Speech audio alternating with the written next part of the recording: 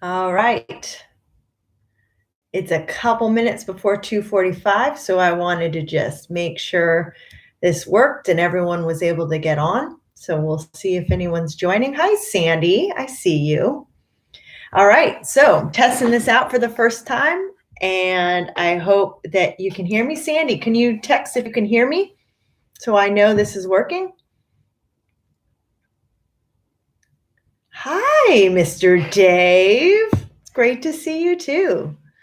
All right, I'm giving everyone just another minute to join, and then we will start. One of my favorite books from childhood, Charlie and the Chocolate Factory by Roald Dahl and illustrated by Quentin Blake. And so that's the image you see on the screen that I sent you for the YouTube Live. Hi, Bella. Welcome. That's awesome. Okay, great. I'm glad it's working. Okay, so let's get started. I think it's just it's 2:44, so let me give another minute for folks to join. Hi, Jolie. Welcome. All right. So, Charlie and the Chocolate Factory. If you've read it before, it's always fun to read it again. So, we'll get started in just a moment. Uh-oh, someone is calling me. I need to turn that off. Okay. All right. So, we'll get started. Charlie and the Chocolate Factory. And the first chapter is called Here Comes Charlie. These two very old people are the father and mother of Mr. Bucket. Their names are Grandpa Joe and Grandma Josephine. So I'll show you a little picture of what they look like. It's a little blurry, but you can kind of see. That is Grandpa Joe and Grandma Josephine. And these two very old people are the father and mother of Mrs. Bucket. Their names are Grandpa George and Grandma Georgina. So I'll show you a picture of what they look like. Mr. and Mrs. Bucket have a small boy. Oh, this is Mr. Bucket, and this is Mrs. Bucket. That's these two right here. All right, I have a student that keeps calling. Let me send him a message so he knows that this is to not call.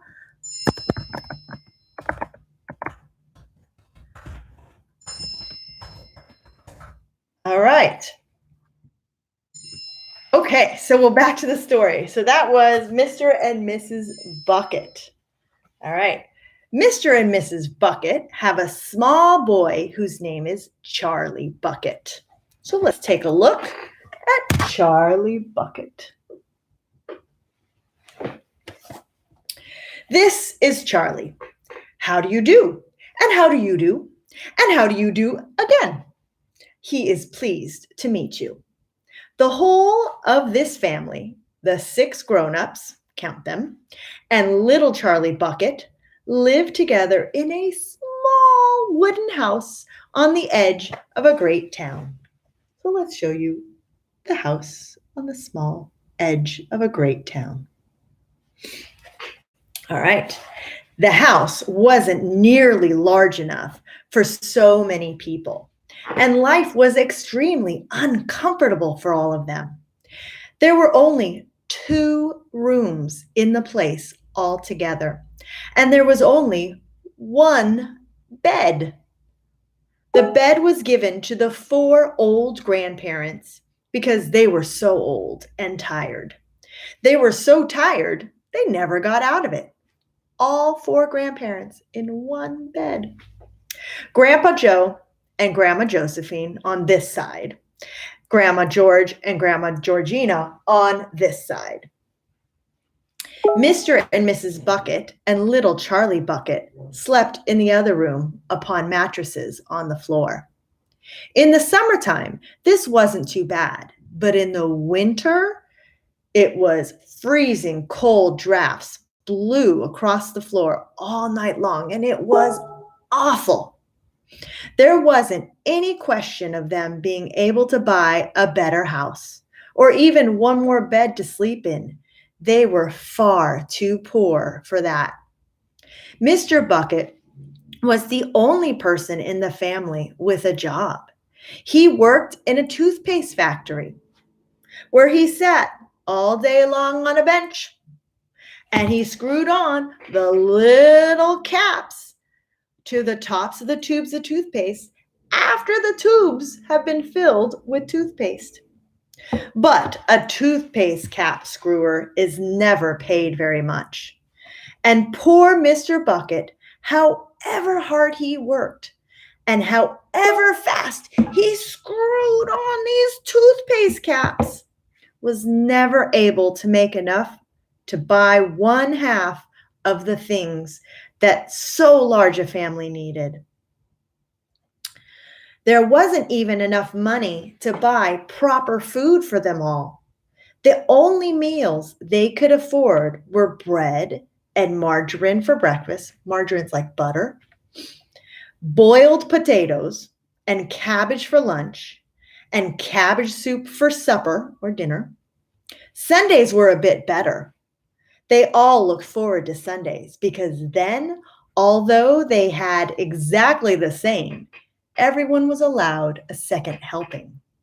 The Buckets, of course, didn't starve, but every one of them, the 2 old grandfathers, the 2 old grandmothers, Charlie's father, Charlie's mother, and especially little Charlie himself, went about from morning till night with a horrible, empty feeling in their tummy. Charlie felt it worst of all. And although his father and mother often went without their own share of lunch or supper so that they could give it to him, it still wasn't nearly enough for a growing boy. He desperately wanted something more filling and satisfying than cabbage and cabbage soup. The one thing he longed for more than anything else was chocolate. Walking to school in the mornings, Charlie could see great slabs of chocolate piled up high in the shop windows, and he would stop and stare with his nose pressed up against the glass, his mouth watering like mad. Many times a day, he would see other children taking bars of creamy chocolate out of their pockets and munching greedily. And that, of course, was pure torture. Only once a year, on his birthday, did Charlie Bucket ever get to taste a bit of chocolate. The whole family saved up their money for that special occasion. And when the great day arrived, Charlie was always presented with one small chocolate bar to eat all by himself. And each time he received it on those marvelous birthday mornings, he would place it carefully in a wooden box that he owned and treasure it as though it was a bar of solid gold. And for the next few days, he would allow himself to only look at it, never touch it. Then, at last, when he could stand it no longer, he would peel back a tiny bit of the paper wrapping at one corner and expose a tiny bit of chocolate. And then he would take a nibble. He would take a nibble, just enough to allow that lovely sweet taste to spread out slowly over his tongue. The next day, he would take another nibble. And so on, and so on. And in this way, Charlie would make this 6-penny bar of birthday chocolate last him more than 1 month. But I haven't told you about the one awful thing that tortured little Charlie. the lover of chocolate, more than anything else, this thing for him was far, far worse than seeing slabs of chocolate in the shop windows or watching other children munching bars of creamy chocolate right in front of him. It was the most terrible, torturing thing you can imagine. And it was this.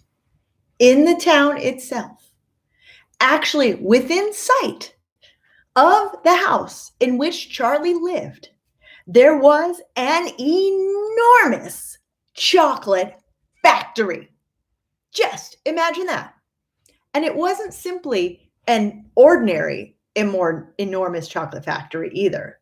It was the largest and most famous in the whole world. It was Wonka's factory, owned by a man called Mr. Willy Wonka, the greatest inventor and maker of chocolate that there ever has been. And what a tremendous, marvelous place it was. It had huge iron gates leading into it, and a high wall surrounding it, and smoke belching from its chimney, and strange whizzing sounds coming from deep inside it. And outside the walls, for half a mile around in every direction, the air was scented with the heavy, rich smell of melting chocolate. Twice a day on his way to and from school, little Charlie Bucket had to walk right past the gates of the factory. And every time he went by, he would begin to walk very, very slowly. And he would hold his nose high in the air and take long, deep sniffs of the gorgeous smell of all chocolate all around him. And how he loved that smell. And oh, how he wished he could go inside the factory and see what it was like. That is the end of chapter 1. Tomorrow, we will read chapter 2, which is titled Mr. Willy Wonka's Factory. What do you predict is going to happen next? What do you think is going to happen with Charlie? If you read the story before, don't spoil it for the ones who hadn't. All right, have a great day. I enjoyed reading this to you. I'll see you tomorrow. Bye.